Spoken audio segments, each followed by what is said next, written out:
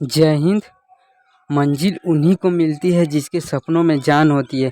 पंखों से कुछ नहीं होता, हौसलों से उड़ान होती है। तो स्वागत है आप सभी का आपके अपने यूट्यूब चैनल अपना क्लासेस में। आज की इस वीडियो में हम लोग पढ़ने वाले बिहार बोर्ड कक्षा 10वीं के संस्कृत का बहुत इंपॉर्टेंट प्रश्न, क्योंकि अब अंतिम क्षण है। तो अंत भला तो सब भला, अंत भला तो सब भला। तो आप सभी से निवेदन है कि बहुत इंपॉर्टेंट प्रश्न है संस्कृत का, तो वीडियो को पूरा देखिएगा। आप सभी से निवेदन है वीडियो को पूरा देखिएगा, आपको खुद समझ में आ जाएगा कि कितना इंपॉर्टेंट प्रश्न सब है।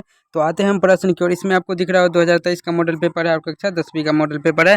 तो आते हैं हम प्रश्न की ओर। तो आज का आपका पहला प्रश्न हो जाएगा, गोदान किस संस्कार का मुख्य क्रम है। गोदान किस संस्कार का मुख्य क्रम होता है? तो आपका राइट आंसर हो जाएगा केशांत। ऑप्शन सी आपका राइट आंसर हो जाएगा केशांत। गोदान किस संस्कार का मुख्य क्रम है? तो केशांत। परम तृप्ति किससे मिलती है? परम तृप्ति किससे मिलती है? तो आपका राइट आंसर हो जाएगा विद्या से मिलती है। परम तृप्ति किससे मिलता है? तो विद्या से मिलता है। ऑप्शन ए आपका राइट आंसर हो जाएगा विद्या। आते हैं अगले प्रश्न की ओर।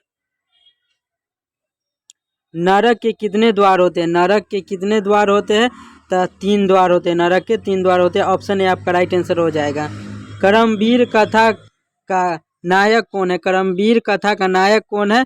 तो करमवीर कथा का नायक हो जाएगा राम परवेश राम। ऑप्शन ए आपका राइट आंसर हो जाएगा। Option A Ram Parvesh Ram. करमवीर कथा का नायक कौन है? तो राम परवेश राम। ऑप्शन ए आपका राइट आंसर हो जाएगा।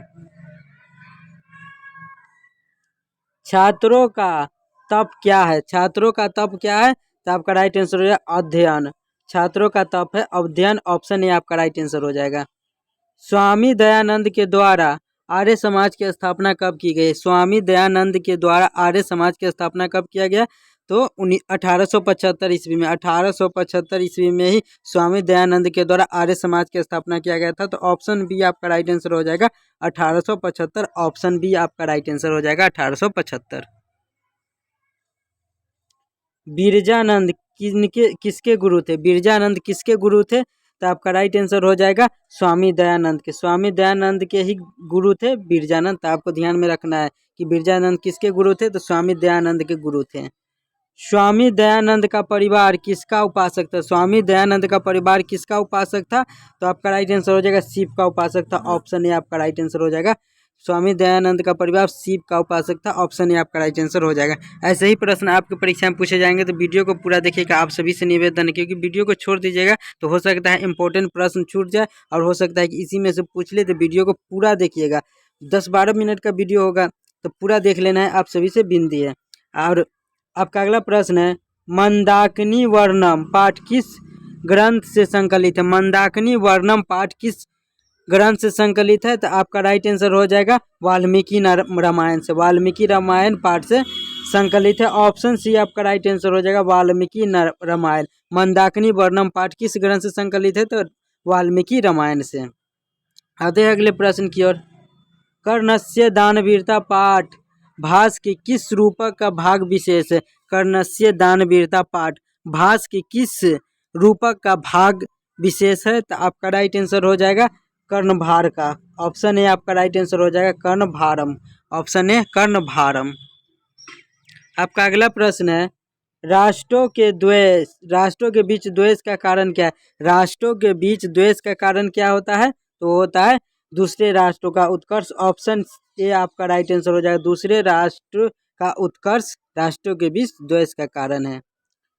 वराह मिहिर द्वारा रचित कौन सा ग्रंथ है? वराह मिहिर द्वारा रचित कौन सा ग्रंथ है? तो आपका राइट आंसर हो जाएगा विरह संहिता। ऑप्शन सी आपका राइट आंसर हो जाएगा विरह संहिता है, जो कि वराह मिहिर द्वारा रचित ग्रंथ है। तो ऑप्शन सी इसका राइट आंसर हो जाएगा ऑप्शन सी। आते हैं अगले प्रश्न की ओर। आगे बढ़ने से पहले आप सभी से निवेदन है कि अगर आप चैनल पर नए हैं तो चैनल को जरूर सब्सक्राइब कर दीजिएगा, क्योंकि रोज़ हम आपके लिए ऐसे ही वीडियो लाते रहते हैं जिससे आपकी तैयारी अच्छी हो, आप अच्छे अंक ला सके। इसके लिए हम कामना करते हैं। तो हमारे लिए एक लाइक एक सब्सक्राइब तो बनता है। तो आप सभी से निवेदन है, रिक्वेस्ट है कि चैनल पर नए हैं तो चैनल को जरूर सब्सक्राइब कर दीजिएगा, क्योंकि वीडियो बनाने में मेहनत लगती है। तो एक लाइक एक सब्सक्राइब तो बनता है। आपका अगला प्रश्न है, आलस कथा अंतर्गत मिथिला में कौन सा मंत्री आए थे? आलस कथा अंतर्गत मिथिला में कौन से मंत्री आए थे? तो आपका राइट आंसर हो जाएगा option C Veereshwar, option C Veereshwar आपका राइट आंसर हो जाएगा, वीरेश्वर। आलस कथा अंतर्गत मिथिला में कौन से मंत्री आए थे? तो वीरेश्वर मंत्री आए थे, वीरेश्वर उनका नाम था। सरस्वती का कुलगिरी कौन सा महानगर था? सरस्वती का कुलगिरी कौन सा महानगर था? तो आपका राइट आंसर हो जाएगा पाटलिपुत्र, ऑप्शन सी आपका राइट आंसर हो जाएगा पाटलिपुत्र। तो ध्यान में रखिएगा, सरस्वती का कुलगिरी कौन सा महानगर था? तो पाटलिपुत्र यानी पटना। आपका अगला प्रश्न है, स्वामी दयानंद ने किस नगर में आर्य समाज की स्थापना की? स्वामी दयानंद ने किस नगर में आर्य समाज की स्थापना की थी? तो आपका राइट आंसर हो जाएगा मुंबई में, ऑप्शन बी आपका राइट आंसर हो जाएगा मुंबई। मुंबई में ही स्वामी दयानंद ने आर्य समाज की स्थापना की थी, तो ऑप्शन बी आपका राइट आंसर हो जाएगा। आपका अगला प्रश्न है, एक देश दूसरे देश को क्या देखकर जलता है? तो एक देश दूसरे को उत्कर्ष यानी तरक्की देख के जलता है, उत्कर्ष यानी तरक्की, ऑप्शन बी आपका राइट आंसर हो जाएगा। याज्ञवल्क्य के अपनी पत्नी मैत्री को किसकी शिक्षा देते थे?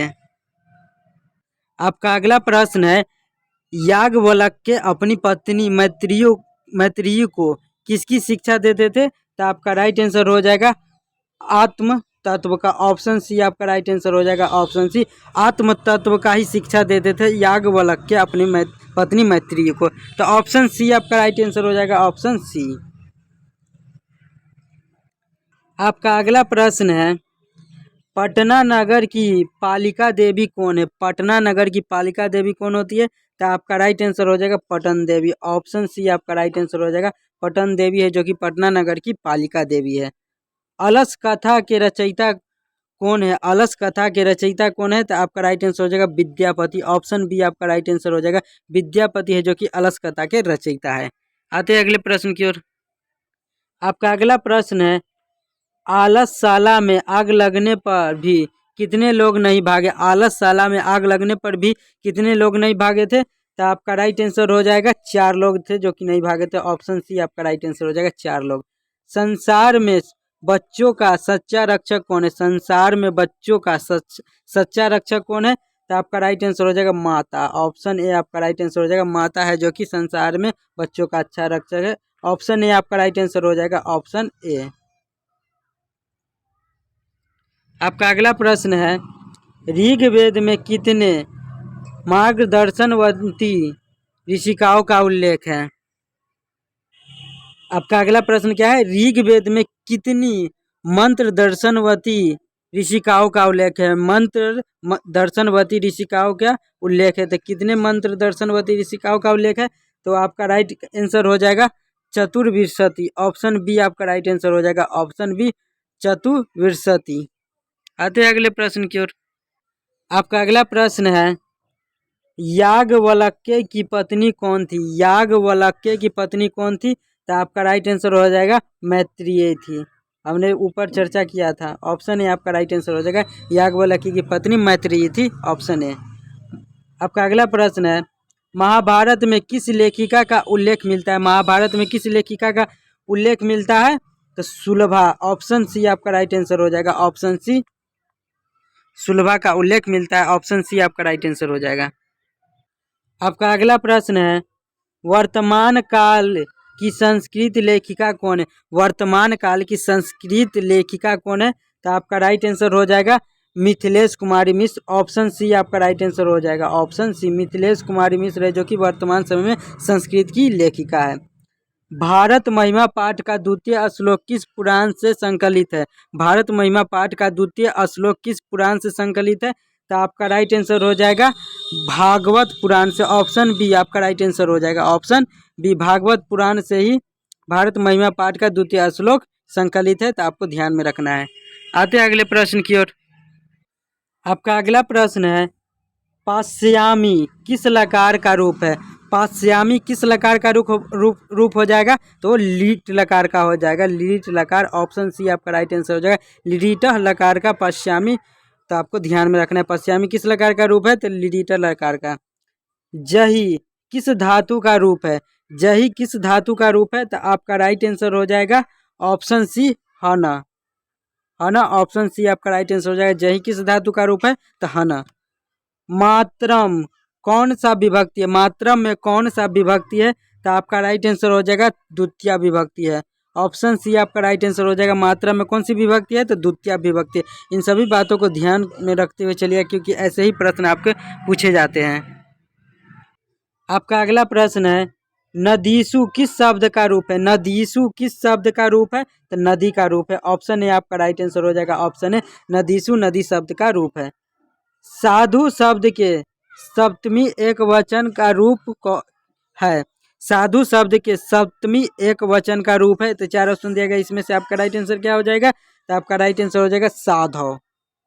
ऑप्शन बी आपका राइट आंसर हो जाएगा। साधु शब्द के सप्तमी एक वचन रूप कौन है, तो साधव। ऑप्शन बी आपका राइट आंसर हो जाएगा।